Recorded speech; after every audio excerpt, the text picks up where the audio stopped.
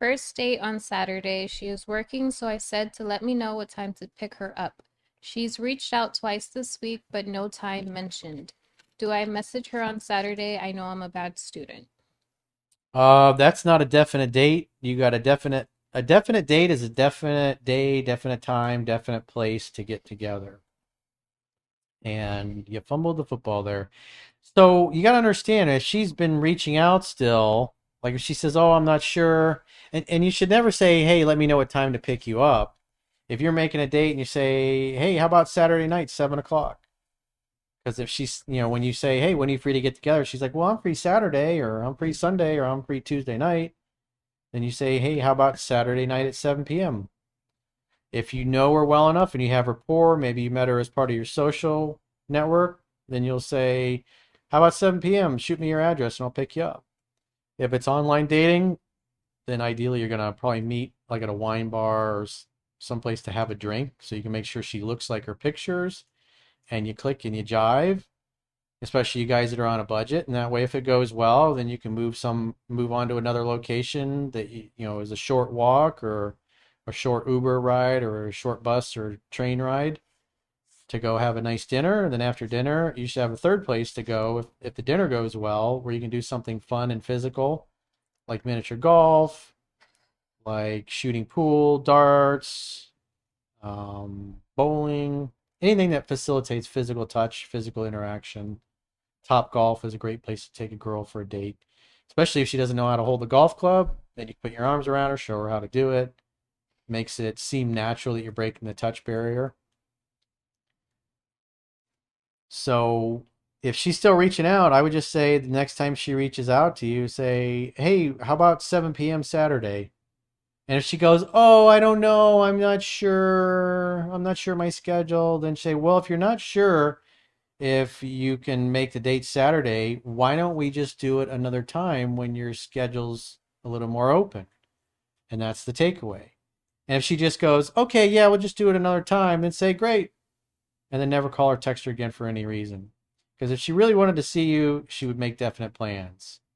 And if she tries to give you a maybe date, don't take it. Again, this is all laid out in the book, and it's to keep you from wasting your time or getting your time wasted.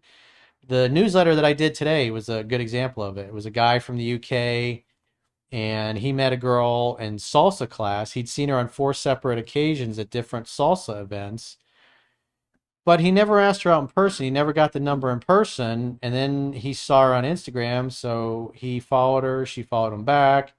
He slid into her DMs. They went back and forth. He asked for her number. She gave it to him. He called her. Thought he had a date set up, and he just absolutely fumbled the football. Did the opposite of what the book teaches. And so he had initially had asked her to meet for drinks and then to go to this salsa party, which basically was a group date, which again, I roasted him about doing that. And so she ends up, when he basically asked her, he didn't tell her where they were supposed to meet, but he texted her to let her know where to meet, and she took 36 hours to reply. So it was like a Thursday he messaged her, so she doesn't reply till like Saturday morning, and then just basically says, "Oh, it's been a crazy week. I'll just meet you there maybe." And when you hear a maybe like that, then my response to that would have been, "Well, if you're unsure of your schedule, then why don't we just do it another time when you're certain?"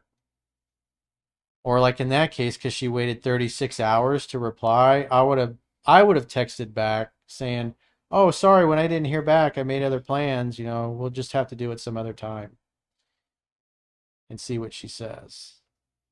But this is why you got to make a definite date. Because if a girl's interest is low, it's not super high, making the definite date where you got definite day, definite time, definite place to meet or to pick her up, your chances of that date happening are much higher versus just going, "Oh yeah, let's talk on the day of and figure it out."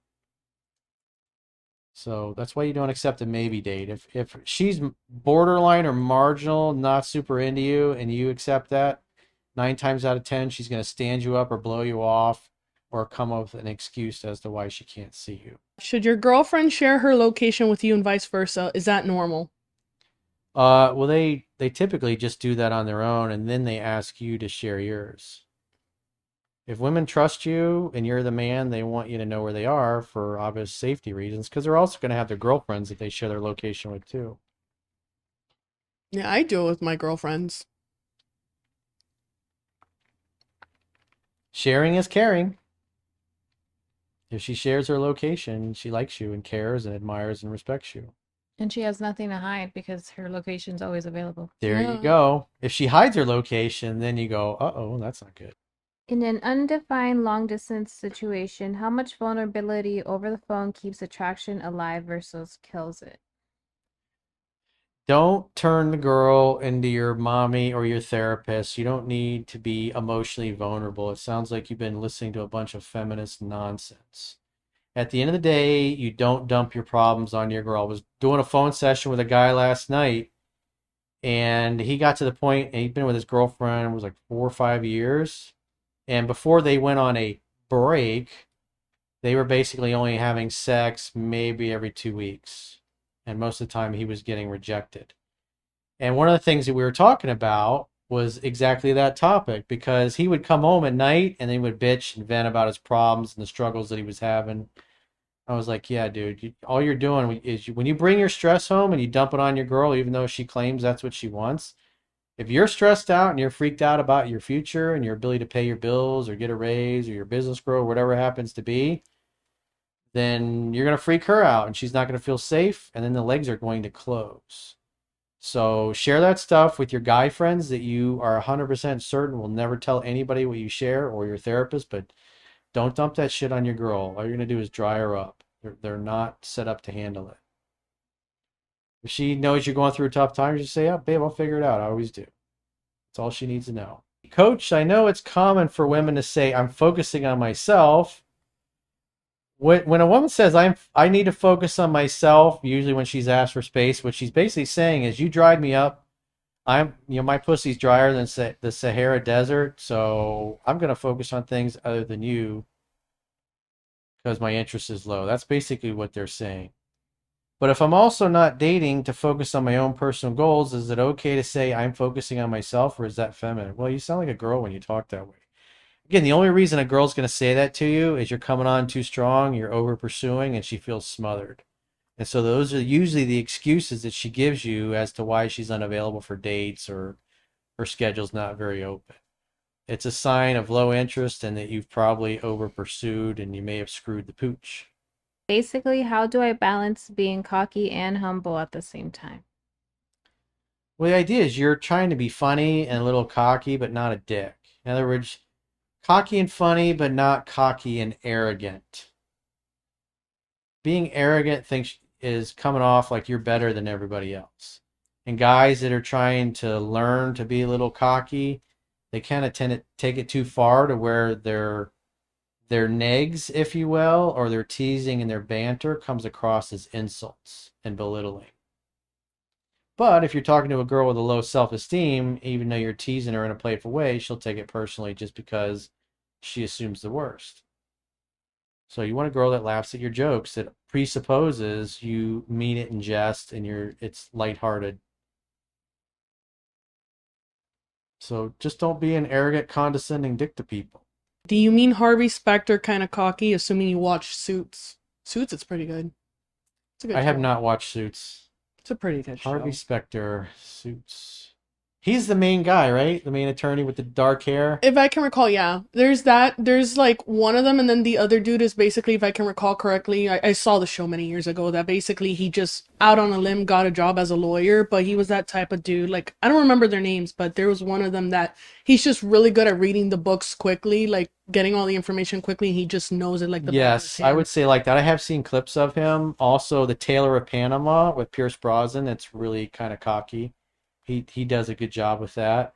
I did a video newsletter. Shit, it's probably been a month. Um, I can't remember the title of it. It was like movies, 3% Man movies or something like that. There was probably 10 or 12 of them in there. There was a whole list. Do you remember the name of it? I remember doing the newsletter because I was the one that Maybe you did can it, so I find could it. I look want it to up. drop it in the Yeah. chat. So watch all those movies and you get kind of a good idea. Like Charade with Cary Grant. That's really a good one because he delivers deadpan humor, and he's like always like he's kind of roasting Audrey Hepburn's character, and he's kind of got like a scowl on his face, like he's slightly irritated and annoyed with her. But as soon as he notices he took it a little too far and he was kind of being a dick, and she's got a look on her face like, "Oh my God, you hurt my feelings," he's like, "I'm just fucking, I'm just joking. Don't take it seriously." So that's why it's important to do those things in person, and why I recommend not to try to crack jokes over text with somebody you just met or somebody you met with online dating, because more than likely your jokes are not going to land, and she's going to get insulted and then just ghost you. Any books on dealing with toxic people and criticism and negative comments? Well, you gotta. I don't have any books that I can recommend on that, but I mean, at the end of the day, you get to choose who's in your life and your inner circle. And so, if you got people that are constantly trying to sandbag you, I suggest not spending time with them anymore. First, you try to set a boundary and tell them to knock it off. If they don't knock it off, then give them the gift of missing you permanently, if necessary. I've heard of this book called The Subtle Art of Not Giving a Fuck. That's actually, apparently it's a good book. Have you read that one, Corey? That's Mark Manson. Mm, I've read part of it, but I haven't read the whole thing. It was a bestseller. He sold it probably millions of copies yeah. of that. I've heard really good things about that book. Part of growing up and getting older is you just, when you're younger, especially out of high school, you really care about what other people think because that's just kind of the way everything's set up. You got different cliques in class. It's not so much in elementary school, but you start noticing like in middle school, people kind of segregate into their own little cliques and groups, and even more so in high school. But like after college, that starts to kind of die down, and especially as you get into your 30s. And so when you're younger, you care about what other people think. Mhm. Then as you get into your 30s, you start giving less of a fuck, and you realize that most of those people you were worried about what they thought, quite frankly, weren't even thinking about you at all because they got their own problems. So it really adds no value to your life to give a shit what other people think. If they're not supportive and fun to be around, you don't need to be around them.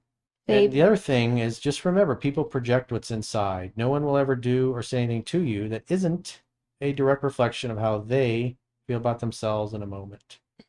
So if somebody's being an absolute insufferable cunt to you, that's because that's how they feel on the inside. Whatever comes out of their mouth, they're just describing themselves. So don't take it personally. Other people's opinion of you is none of your business.